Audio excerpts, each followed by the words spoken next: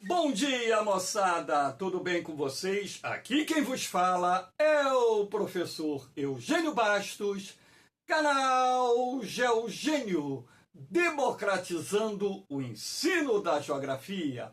Moçada, vamos fortalecer o canal, se inscrevam no canal, dê aquele like, compartilhe o vídeo e ajude o professor Eugênio Bastos a democratizar o ensino da geografia.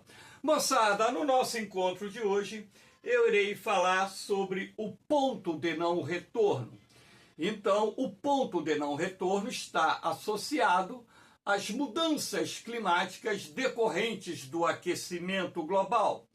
E, de acordo com os cientistas, é preciso adotar medidas que possibilitem que a temperatura média do nosso planeta não ultrapasse 1,5 grau acima da temperatura média que a Terra registrava na era pré-industrial. Todavia, no ano de 2024, nós batemos esse número, ou seja, ultrapassamos esse número e, consequentemente, estamos caminhando a passos largos para o que os cientistas chamam de ponto de não retorno. Na verdade, existem já identificados dezenas de pontos de não retorno. Todavia, eu irei analisar nesse encontro de hoje 9 dos mais importantes pontos de não retorno que estão sendo abordados pela comunidade científica internacional. Espero que vocês gostem do nosso encontro. Havendo qualquer dúvida, deixe a sua pergunta na parte dos comentários, que eu terei o máximo prazer de respondê-la. Eu quero chamar a atenção de vocês também para o fato que o tema meio ambiente tem sido o assunto mais cobrado nos concursos de vestibulares e também uma grande possibilidade de abordagem nos concursos militares.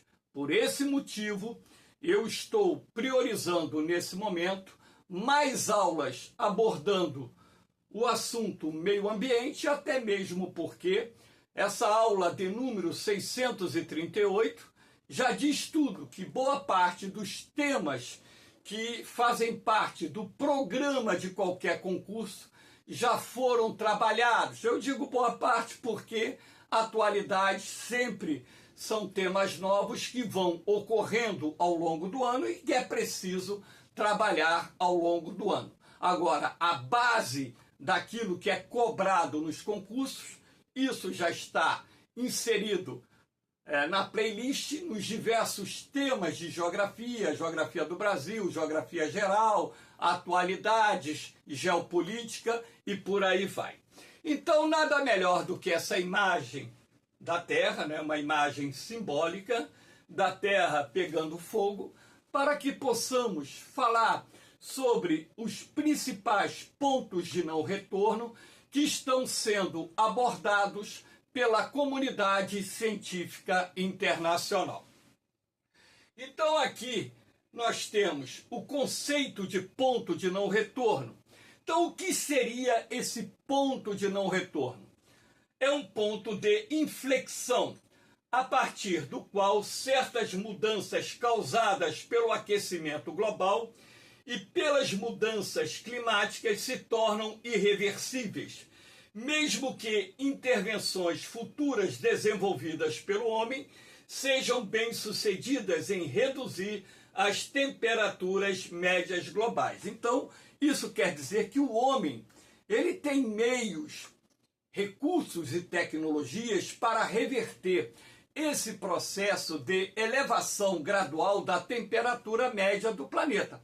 Agora, o que acontece? Quando você atinge o ponto de não retorno, consequentemente, algumas áreas ou o planeta como um todo, ao serem afetados pelo aquecimento global e pelas mudanças climáticas decorrentes desse aquecimento global, dificilmente voltariam a ter aquelas condições naturais que existiam no momento em que a intervenção humana começou a alterar não só as paisagens naturais, mas através da crescente emissões de gases do efeito estufa, contribuiu para as mudanças climáticas decorrentes do aquecimento global. Então, é dentro desse contexto que se diz: o homem pode, a ciência pode, porque tem recursos e meios técnicos para reverter a elevação da temperatura no nosso planeta. Agora, consequentemente, as condições que existiam antes do processo ser desencadeado, essas levariam muito tempo e talvez a civilização humana não mais iria conviver no mundo com determinadas condições naturais reinantes que existiram no passado, não só a nível de biodiversidade, como também, de uma forma geral, podemos assim dizer, as condições climáticas reinantes nas diferentes regiões da Terra. Aqui nós temos esse mapinha, onde foram destacados 9 pontos. Existem pesquisas que falam em mais de 30 pontos de não retorno. Aquilo que eu disse no início da aula, iria trabalhar com 9 pontos. Então, letra A, está aqui. Secas frequentes na floresta amazônica, estamos vivenciando isso. 2022, 2023, 2024 e por aí vai. Redução do gelo do mar Ártico. Circulação do Atlântico ficou mais lenta desde 1950, que é a correia oceânica ou esteira oceânica. A floresta boreal, que é a taiga, que é uma floresta fria, tem enfrentado incêndios e pragas. Enfrentado incêndios e pragas. Recifes de coral estão morrendo rapidamente.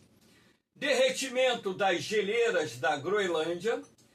Permafrost está derretendo. Permafrost é um solo gelado, iremos falar sobre isso. Geleiras ocidentais da Antártica estão derretendo. Bacia de Wilker tem perdido gelo rapidamente. Então aqui eu destaquei 9 pontos de inflexão, 9 pontos de não retorno. Então vamos começar aqui pelas secas na floresta amazônica. Ponto de inflexão na Amazônia. Então repare aqui, de acordo com os cientistas, o ponto de inflexão da floresta amazônica será atingido quando esta perder de 40% a 50% da sua cobertura original. A Amazônia passará por um processo de savanização e a perda da cobertura florestal afetará os rios voadores, reduzindo o quantitativo de chuvas em boa parte da América do Sul, além de contribuir para a elevação da temperatura. As mudanças climáticas decorrentes desse processo irão provocar grandes impactos sociais, econômicos e ambientais. E nós estamos percebendo isso, em função daquilo que ocorreu em 2022, 2023, 2024, essa imagem de um rio amazônico quase totalmente seco. Você percebe aqui o leito desse rio quase totalmente seco. Acendeu um sinal de alerta à comunidade científica, não só brasileira, assim como a internacional, sobre esse ponto de inflexão que vem ocorrendo na Amazônia. Nós temos que levar em consideração que a Amazônia, a floresta amazônica em si, ela está sofrendo uma forte pressão, não só em função da expansão das fronteiras agrícolas, através do desenvolvimento do agronegócio, lembrando que o binômio soja-gado constituem os 2 elementos mais importantes no processo de destruição da floresta amazônica, assim como a extração madeireira. Há de se destacar a ocupação de forma ilegal das áreas de conservação, unidades de conservação. Enfim, a cada ano, a floresta amazônica tem perdido milhares de quilômetros quadrados de vegetação nativa. Agora, quando você acumula, através de mais de meio século, um processo de desmatamento. Consequentemente, a perda de cobertura vegetal não só irá gerar impactos no clima, como, por exemplo, a redução da umidade relativa do ar. Cientistas brasileiros constataram isso, que nas áreas desmatadas a umidade relativa do ar caiu 30%, assim como a elevação da temperatura a nível de superfície, né? Lembrando que a temperatura do ar é medida a 1 metro acima da superfície, em determinadas áreas da Amazônia, que foram desmatadas nos últimos 50 anos, a temperatura do ar, a temperatura média, subiu em até 7 graus. Então você tem não só o aumento gradual da temperatura, assim como a redução da umidade relativa do ar, que em conjunto são responsáveis por mudanças climáticas, não só na Amazônia Sul-Americana, como em outras áreas aqui da América do Sul e até mesmo na América Central. Por exemplo, nessa época do ano, verão no hemisfério sul, né, nós temos, né, os rios voadores que trazem a umidade da Amazônia para o centro-sul do Brasil, por exemplo, para a Bolívia, para o Paraguai, para o norte da Argentina, para o Uruguai, e boa parte dessas chuvas derivam desses rios voadores, desse corredor de umidade que avança da Amazônia em direção ao centro-sul do Brasil e daí em direção ao Oceano Atlântico. Agora, na medida em que você tem uma redução gradativa das chuvas, você tem uma elevação gradual da temperatura média do ar, isso vai gerar o quê? Impactos no agronegócio, vai gerar impactos no ecossistema, menor quantitativo de chuvas, consequentemente, você tem menor quantidade de água nos reservatórios das usinas hidrelétricas, isso impacta a geração de energia, você tem menor disponibilidade de água para ser utilizada na irrigação da lavoura, menor disponibilidade de água para o abastecimento das cidades, da população de uma forma geral, não só a população urbana, assim como a população rural, e por aí vai. Então, o que nós estamos percebendo é que o desmatamento da floresta amazônica, por ser um processo contínuo, está colocando em risco a existência da maior floresta tropical do mundo e, de acordo com os cientistas, né, caso o desmatamento atinja 40% a 50% da sua cobertura original, a Amazônia irá passar por um processo de savanização, ou seja, o que é hoje a floresta amazônica irá ser transformada numa área de cerrado. Sem levar em consideração também, né, a questão da perda da biodiversidade. Lembrando que lá na Amazônia, né, no ecossistema da Amazônia, no bioma da Amazônia, nós temos o maior banco genético do planeta, que em função do desmatamento está sendo já extremamente prejudicado. Aqui nós temos a cobertura de gelo no Ártico caiu pela metade no período analisado. Então, de 1996 a 2020, ou seja, no intervalo de 25 anos, a cobertura de gelo no Ártico caiu pela metade. Então, repare que em ambos os mapas,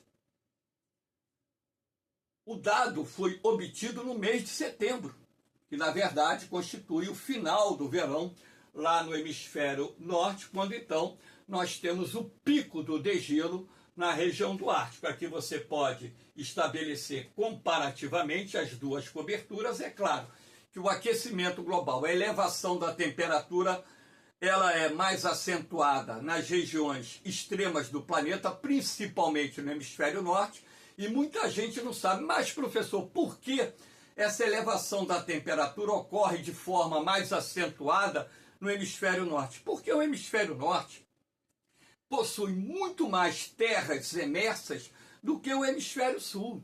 Então ali você tem a Eurásia, você tem parte da África, você tem a América do Norte, enfim. Então, consequentemente, a elevação da temperatura do ar, ela ocorre de forma mais acentuada no hemisfério norte do nosso planeta. E de acordo, né, com os dados que têm sido levantados pelos cientistas, essa elevação da temperatura se processa mais rapidamente na região do Ártico. Tanto é assim que anos atrás os cientistas disseram que para cada 1 grau que a temperatura média suba no entorno do equador terrestre, a temperatura média do ar na região do Ártico iria subir de 8 a 12 graus, dados científicos. Portanto, são dados confiáveis. Razão pela qual, ora, se a temperatura do ar está ficando mais quente na região do Ártico, se a temperatura do mar também sobe na região do Ártico, isso é fácil entender, porque se você tem um gelo, a superfície do mar glacial ártico está coberto com gelo, neve, cor branca, 90% da luz solar é refletida.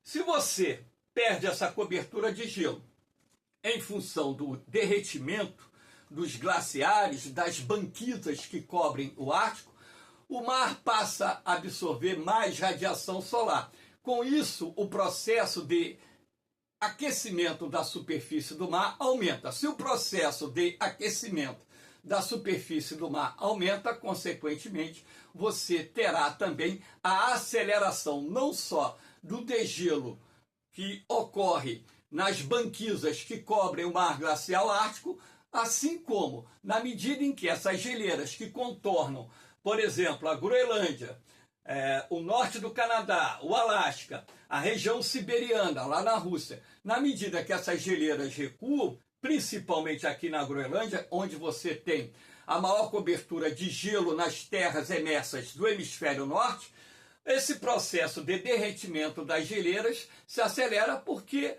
o deslocamento do gelo da terra para o mar ocorre de maneira mais acelerada e, consequentemente, a perda de gelo também se processa de uma forma mais acelerada. E nós sabemos que esse derretimento das geleiras também traz impactos sociais, traz impactos econômicos, traz impactos ambientais e por aí vai. Aqui nós temos a circulação do Atlântico, a MOC, que é a correia ou esteira oceânica, né? Já tem aulas aí no canal Geogênio falando sobre a MOC, eu recomendo que vocês assistam, né?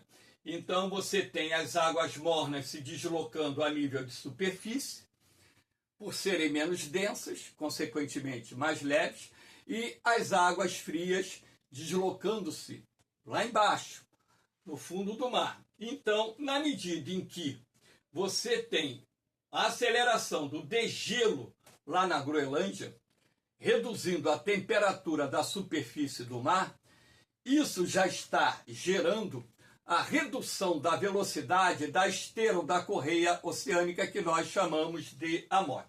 Então, repare isso aqui. Um colapso completo da AMOC ou do AMOC acarretaria consequências graves. A bolha fria do Atlântico Norte se expandiria. A bolha fria, essa parte aqui de águas geladas que tem ao sul da Groenlândia e também aqui nas imediações da Islândia, causando impactos climáticos como secas e extremos de temperatura entre o norte e o sul da Europa. É isso que nós estamos verificando nos últimos anos. A interrupção da circulação afetaria também o transporte de oxigênio e dióxido de carbono para as camadas mais profundas do oceano, reduzindo a absorção de carbono pelos oceanos e intensificando o efeito estufa. Globalmente, um colapso do AMOC poderia causar secas em regiões tropicais e afetar áreas agrícolas essenciais. Esse cenário coloca em risco a produção de alimentos, especialmente trigo e milho, base de calorias para boa parte da população mundial. Isso é apenas algumas consequências, né, da interrupção da correia ou da esteira oceânica chamada AMOC, que vem ocorrendo em função não só das mudanças climáticas em curso, mas também pela questão da expansão da bolha fria de água sobre o Oceano Atlântico Norte ao sul da Groenlândia e, logicamente, que essa bolha fria está se expandindo, porque o processo de degelo da Groenlândia está avançando num ritmo mais acelerado. E se a MOC paralisasse, nós teríamos a Terra ingressando, provavelmente no futuro, numa era glacial, ou seja, a previsão é que parte da Europa, parte da Ásia, ficassem cobertas por geleiras, assim como também, acredito eu, que as geleiras avançariam pela América do Norte, empurrando o nosso planeta para mais uma era glacial. Aqui nós temos incêndios, aqui saiu o ar, incêndios florestais devastadores têm atingido a floresta boreal. Floresta boreal é uma floresta fria que se desenvolve na América do Norte, em regiões dominadas pelo clima frio continental e também temperado continental. É norte da Europa e tem como principal área de ocorrência a região siberiana pertencente à Rússia, no continente asiático. Esses incêndios estão se tornando cada vez mais frequentes, e isso se deve não só às mudanças climáticas em curso, à redução do índice pluviométrico nessas áreas, assim como também, claro, esses incêndios, não só aqueles causados por causas naturais, mas também aqueles derivados da ação antrópica, muitas vezes fogem do controle, deixando um rastro de destruição. E as mudanças climáticas em curso também estão, vamos dizer, aumentando a incidência de certas pragas, certas pestes, que têm contribuído também para matar as árvores da floresta boreal ou da taiga. É uma outra consequência. E na medida que a cobertura florestal ela vai sendo reduzida, né, consequentemente, chega no verão em que essa região fica muito exposta à ação dos raios solares, lembrando que em altas latitudes a duração do dia é muito longa no período do verão, você tem um maior aquecimento, uma maior elevação da temperatura, o que torna também, né, um fator favorável à propagação e à eclosão dos incêndios florestais. Aqui nós temos branqueamento dos corais, é fruto da elevação da temperatura do mar. Então, esse branqueamento, né, é um indicativo de que, caso essa temperatura da superfície da água do mar, ou das águas, podemos assim dizer, superficiais, se mantenha elevada, em constante elevação, você terá a morte dos corais. O branqueamento é um sinal de que os corais poderão morrer. Não quer dizer que necessariamente vão morrer, até mesmo porque os corais têm capacidade de se recuperar, desde que a temperatura da água do mar ela volte aos padrões de adaptação desses animais nas barreiras de corais existentes mundo afora. Agora, se a temperatura da água do mar ela continua subindo e permanece elevada durante um período longo, consequentemente, esse branqueamento vai ser o sinal de que esses corais estarão morrendo, e isso vai gerar o quê? Um grave impacto ao ecossistema marinho, porque muitas espécies estão direta e indiretamente ligadas à extensa cadeia alimentar que existe nessas barreiras de corais, tá? Lembrando que os corais eles têm capacidade de se regenerar. Eu quero lembrar que durante as estações do ano, nas regiões tropicais, você tem uma variação da temperatura da superfície do mar. No verão, a água do mar fica mais aquecida, no inverno ela fica um pouco menos aquecida. Agora, o que eu digo, quando chega o inverno e essa temperatura diminui, você tem a recuperação dos corais. Agora, se essa temperatura não diminuir e permanecer elevada durante um período longo, consequentemente os corais vão morrer, e isso vai gerar impactos sociais, porque você tem comunidades de pescadores, você tem a indústria da pesca, que gera recursos e gera empregos, e gera alimentos. Você vai ter impactos ambientais, porque você estará quebrando uma extensa e complexa cadeia alimentar, enfim. Aqui nós temos a aceleração do derretimento das geleiras da Groenlândia, né? Essa parte vermelha que contorna a ilha da Groenlândia, lembrando que é a maior ilha do mundo, é mais ou menos 1/4 do território brasileiro, né?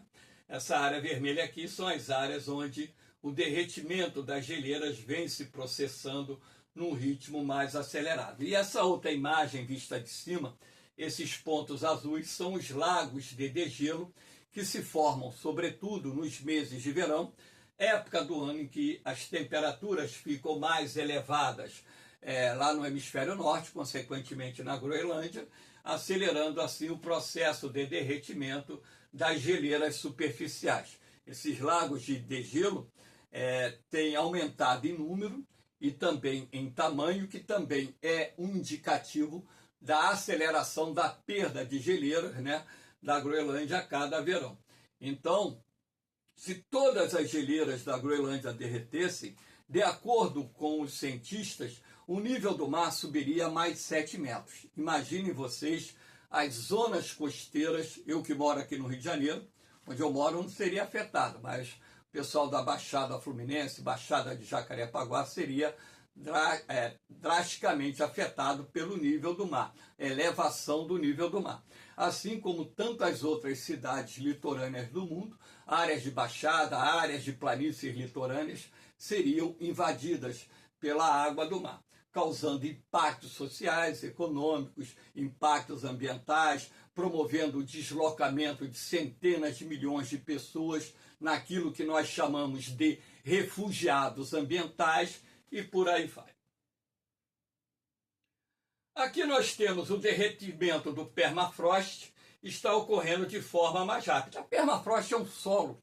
Repara aqui, aqui é o gelo, a água congelada no subsolo. Eles fizeram um corte aqui, né, no solo para poder mostrar a vocês que a água que está aqui no seu interior está congelada. Essa água possui, né, muito metano, né? Metano congelado juntamente com CO2, coisa e tal. E na medida em que o permafrost derrete, lembrando que é um solo que é encontrado em regiões frias continentais e subpolares e polares do planeta, na medida em que o permafrost derrete, o que acontece? O terreno começa a ceder. Se você tem construções sobre o terreno de permafrost, a possibilidade de desabar é muito grande. Não só moradias, estabelecimentos comerciais, pontes, etc. Aqui você tem uma imagem da Sibéria, isso aqui é uma região siberiana, onde você pode perceber a acomodação do permafrost em função da elevação gradual da temperatura e, consequentemente, do derretimento do gelo que se encontra no permafrost.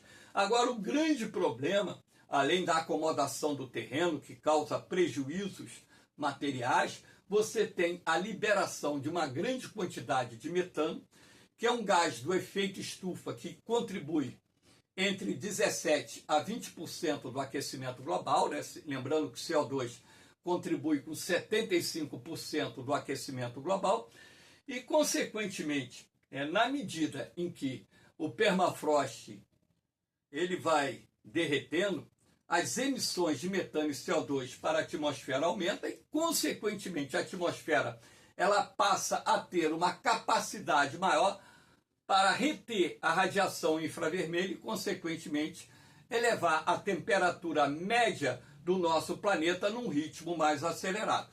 Isso a comunidade científica tem alertado as autoridades, mas, infelizmente, o negacionismo faz parte, né, do contexto do pensamento, não só de muitas autoridades no mundo, assim como também da classe empresarial.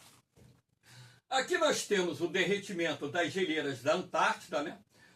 Então, nós temos aqui o mapa de 2015, o mapa de 2023, mesma época do ano, 28 de fevereiro, para que vocês possam estabelecer comparativamente a perda de gelo na região da Antártida, assim como vem ocorrendo no Ártico. Na região da Antártida, nós estamos registrando um recuo das geleiras e a aceleração do degelo, inclusive com o crescimento, o aumento da área coberta pela vegetação de tundra, que vem ocorrendo de forma gradativa, que é um outro indicador das mudanças climáticas que também estão atingindo a região da Antártida. Assim como também ocorre lá em cima, na região do Ártico, por exemplo, na Groenlândia, na parte continental aqui da Antártida, na medida em que o derretimento das geleiras se acelera, consequentemente, contribuirá para a elevação do nível do mar. E isso gerando aqueles problemas que eu citei ainda há pouco, né? Então, esse derretimento das geleiras, que vem ocorrendo de uma forma cada vez mais acelerada no Ártico e na Antártida, são também pontos de inflexão que estão relacionados ao aquecimento global, que decorre, em boa parte, da intervenção do homem na natureza. Moçada, eu espero que vocês tenham gostado desse encontro. Dê aquela forcinha ao canal Geogênio, dê aquele like, compartilhe o vídeo, né? É preciso que a sociedade como um todo tenha um entendimento que a Terra é o nosso lar, que nós precisamos desenvolver práticas de desenvolvimento sustentável para que então possamos conciliar as necessidades humanas com a sustentabilidade ambiental, não só revertendo esse processo do aquecimento global, como também procurando preservar os ecossistemas, a biodiversidade, os biomas do planeta, de maneira que possamos garantir às futuras gerações que venham ocupar o nosso espaço aqui na Terra as condições de sobrevivência ideais necessárias para a raça humana, assim como também o direito de sobrevivência de todas as espécies que vivem no nosso planeta. Essa aula foi gravada no dia 19 de janeiro de 2025, domingo. E, para encerrar nosso encontro, o tradicional um beijão no coração de vocês, um forte abraço, fiquem com Deus, eu vou, mas eu volto, hein? Fui!